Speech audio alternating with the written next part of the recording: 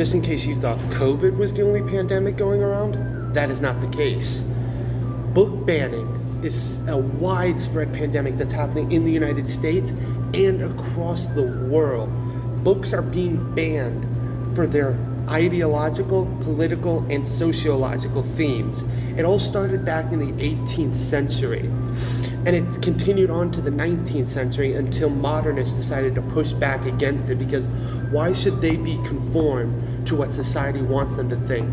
They're just merely trying to get their ideas out there for other people to think.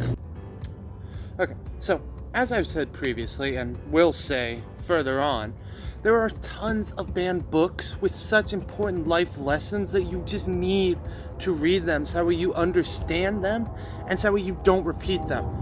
Some of them are like To Kill a Mockingbird by Harper Lee. Lesson you can learn from that is every human being deserves to be treated with dignity and respect. Lord of the Flies by William Golding. Every man possesses an inner darkness that edges the line between civilization and savagery, and it covers that with society's rules and order.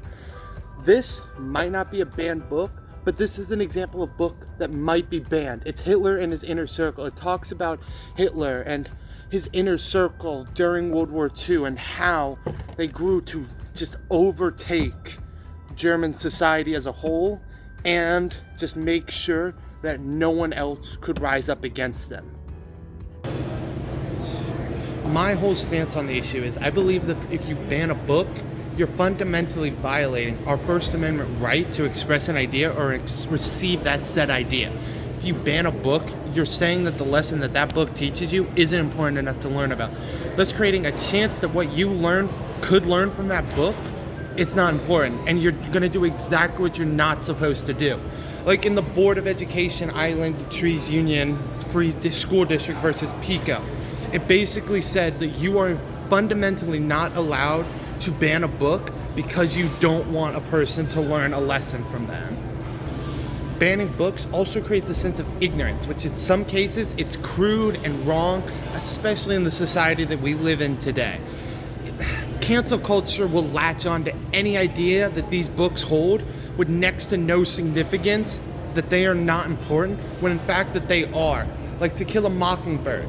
You learn, don't judge people just by what they look like. Actually get to know that person. You'll see that they're not that bad of a person. A solution to banned books might be to create a banned books week, which, surprisingly enough, does already exist. It's September 26th through October 2nd. That banned books week, it allows students in the high school, elementary, middle school, and even college sometimes to learn ideas that certain banned books like To Kill a Mockingbird or Catcher in the Rye, 1984, it allows these students to understand what these books were trying to teach, despite them being a little bit offensive or going against morals that we have standing today. Therefore, in conclusion, if you ban a book, you ban a certain way of thinking and a way to learn from our past so we can be better people, so that we aren't more ignorant towards people.